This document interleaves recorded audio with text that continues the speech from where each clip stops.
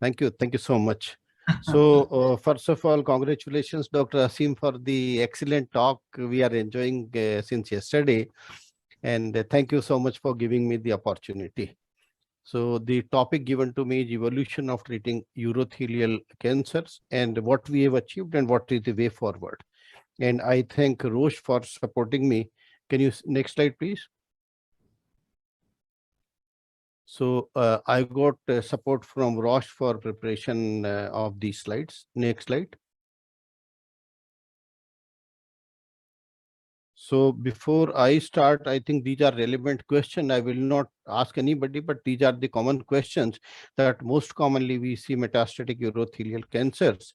And cisplatin eligibility remains one important criteria. And we commonly see somewhere between 25 to 50% of patients who are cisplatin ineligible, or somewhere we cannot use cisplatin in these patients. Next slide, please. These are the common combinations. In cisplatin eligible, of course, we use doublet, but if we are seeing cisplatin ineligible, we use the single drugs like gemcitabine, carboplatin, or simple taxanes. Next slide, please. The criteria for defining cisplatin eligibility, these are the criteria mentioned: impaired performance score, or the renal function is impaired, less than 60 GFR, or if the patient has hearing loss, peripheral neuropathy, cardiac dysfunction. Next slide, please.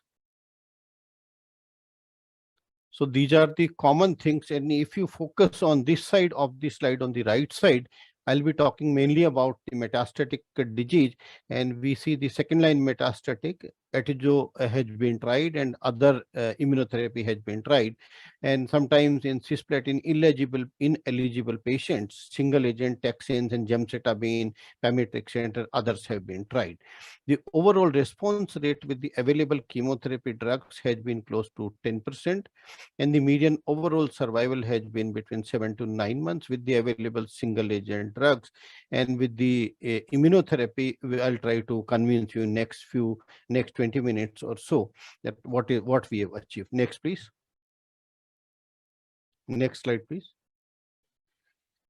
So we have seen this, that in practice, the cisplatin ineligible patients are high, and we know about these things, that if the progression has happened in less than 12 months of time, the second line therapy is listed here. And if the progression is more than 12 months, then the platinum based rechallenge becomes difficult in these cases.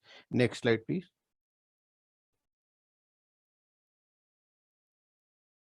So these are the options available, which every day we are using. Of course, the dose dense MVAC therapy we use very infrequent in our clinical practice. Next, please. Most of these patients are elderly population. And here I'll try to focus on the etijo as first line preferred for patients who are not eligible for cisplatin chemotherapy, or patients those who have tumors express PDL1 more than the percentage. I'll come in next few slides. And pembro is also one of the first line preferred drug. And in patients with metastatic disease, this has approved in second line in patients who are cisplatin eligible or who progress within 12 months of platinum based. So in practice, we see many patients who are platinum ineligible. This group remains very important, and many times the patients are frail and they don't want to undergo the cytotoxic chemotherapy. Next slide, please. So these are the available options for second line treatment, and I'll be focusing mainly on the Nivo, and I'll be skipping all these things. Next, please. In our clinical practice, we see that in real life situations, almost 50% of patients are unfit to receive cisplatin. Most of these patients are in their late 60s or 70s or 80s sometime, and we are scared to give them the cisplatin. Hence, we try to focus on the alternative options. Next, please. These are the criteria as discussed. Next slide, please.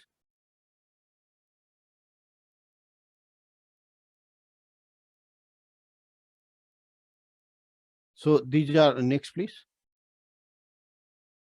So these are the overall response rate we can see with various chemotherapy drugs, and these are the overall survival as mentioned here in various studies with various doublet chemotherapy, that the overall survival median OS or the PFS is less than 1 year or around 1 year with all these available drugs. Next, please.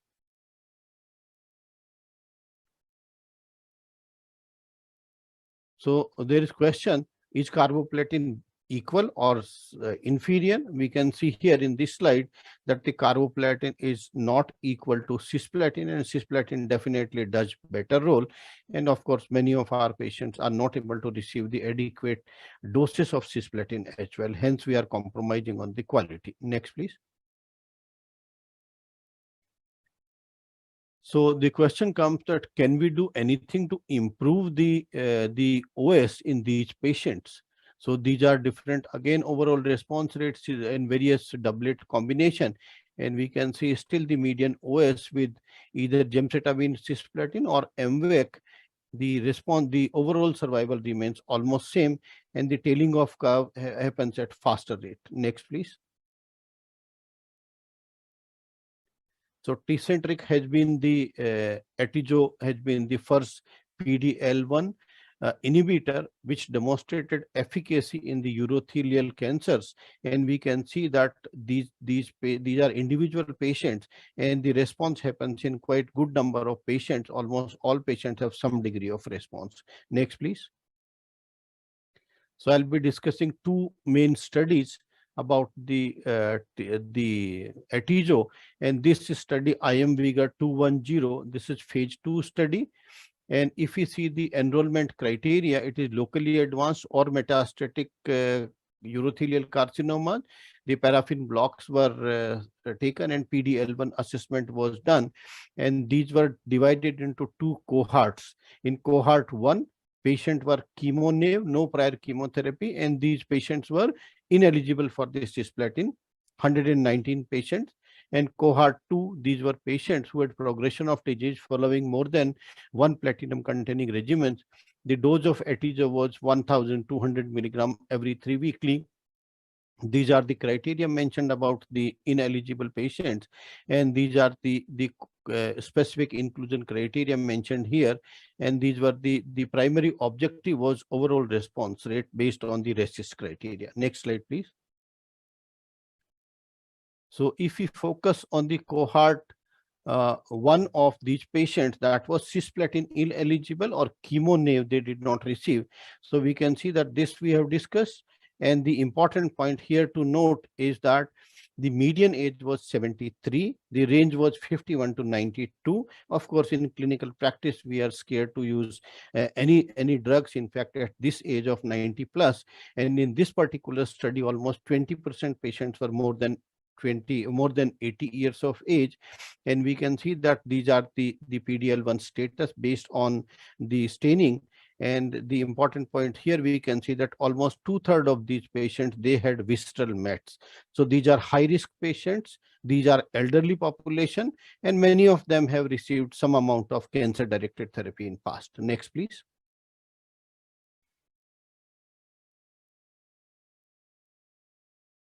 So if we see the correct patient characteristics have been discussed in the previous slide, and 14, I'll come to that later. So can I go for the next slide, please?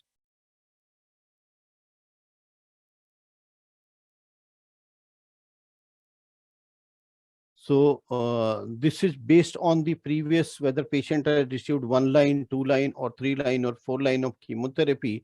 This is the median OS. It is decreasing with increasing number of chemotherapy cycles, and we can see the 12 months OS also is better if the patient has received 1 line of chemotherapy as compared to patients who have received multiple line of chemotherapy. That holds true for most of the uses of immuno-oncology drug. Next, please.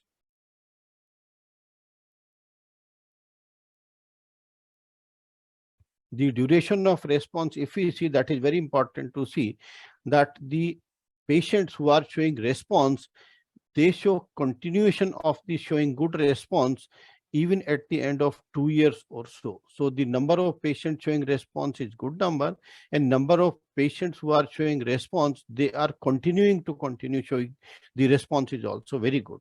So in immuno-oncology, we all have witnessed this, that many patients, those who respond, the response continues for a longer period. Next, please. So these are various, in fact, trials of Atijo, and various updates have been presented at various timeline. Like for this, the IM Vigor 210, it was started somewhere in 2015. Then 16 data was presented in 16 ESMO, and then ESCO in the GU meeting was presented, and later on also in different meetings it was presented in 2019. Also the updated data were presented. Next, please.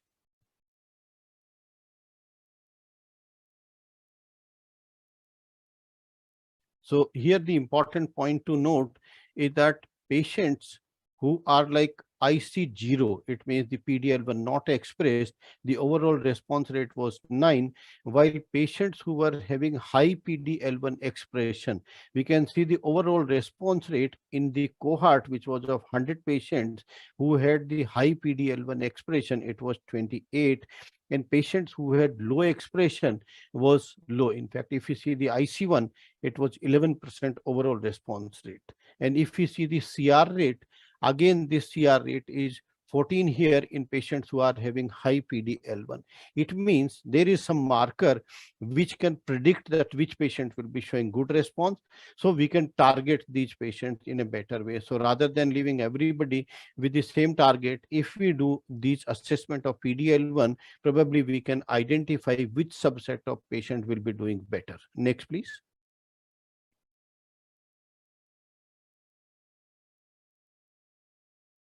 So this is about, again, comparison of gemcitabine carboplatin. We can see that this 9.3 month survival versus 8.3, and at the end of 1 year, almost one third were surviving. And here we can see that in the Atijo arm, if we see overall, almost 57% patients, they are surviving for 1 year. So we can see the median OS, and the later on also the patients who are responding, the curves are not flattening. It means the patients who are showing response, the response continues, and the response is better in patients who are having high PD-L1 expression. Next, please. So PD-L1 expression has strong correlation. And if you see how much is the long-term efficacy of these patients, so even at the end of 2 years, almost quarter of these patients are alive, and still the curve is not going, not dipping. So it means the responding patients, they continue to show the response. Of course, the median OS is not that high. Next, please. So we need to identify this subset of patient which is showing extremely good response. So if we see that the response, this is spider curve we see, and this each line represents each individual patient. So we can see that the patients who are showing response even at the end of 90 weeks, which is say more than 2 years, the patients who are showing response, they continues to show response. So this is very, very important for us to understand that if we start immunotherapy, it is not for a fixed duration of response in metastatic disease, and patients who are showing good response, they will continue showing good response later on also. Next, please.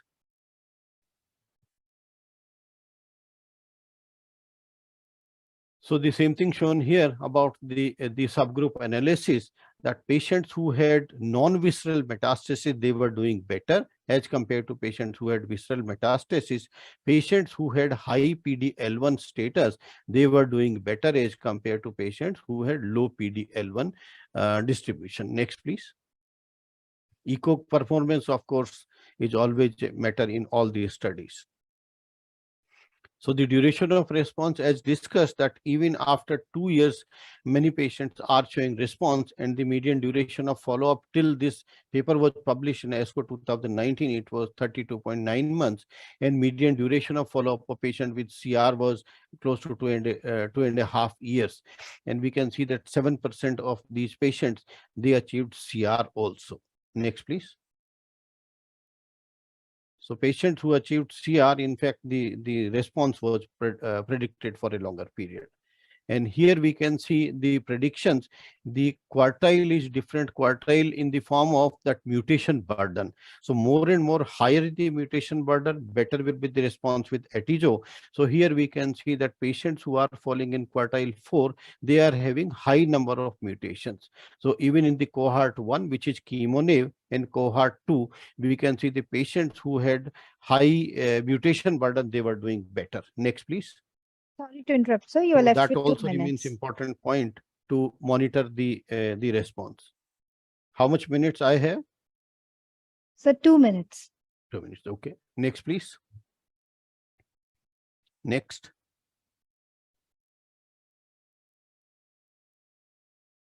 So this is about the same thing that at different points. Next slide, please.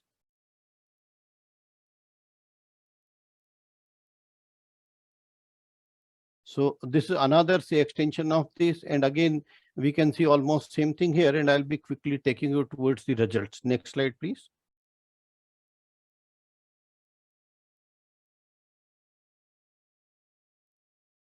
So again, same thing, that response is dependent on the PD-L1 expression, and we can see the patients who are having high PD-L1 expression, they are showing better, and 2/3 of patients in the atijo arm had ongoing responses at the data cutoff of this patient. Next, please.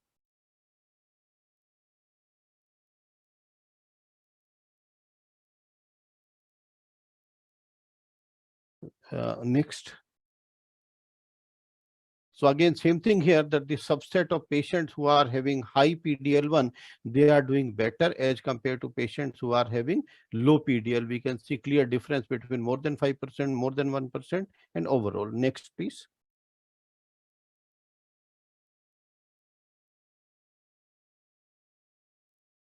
So here also we can see the same thing. Again, here it looks that there is no difference in the OS. Next, please.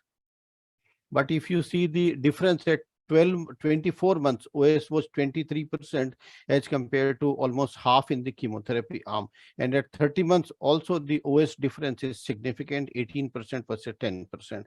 It means with the immunotherapy or with atijo, we will not see the initial difference, but in subset of patients who are responding, the response continues. Next, please.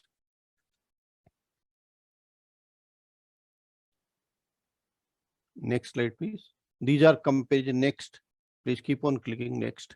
So these are comparison with taxanes, comparison with gemcitabine, comparison with vinflunin. Next, please.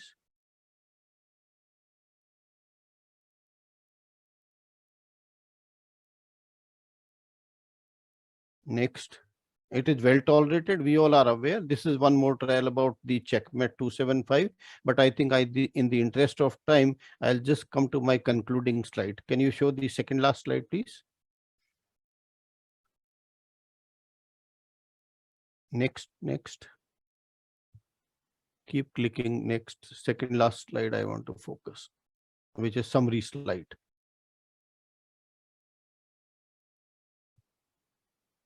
So these are various options. I will not go in this trial. Next, please.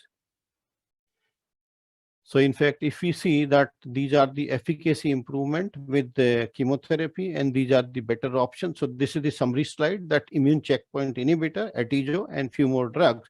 They are the most important clinical advances in the urinary bladder cancer treatment. In last 3 decades, we did not have such impressive results.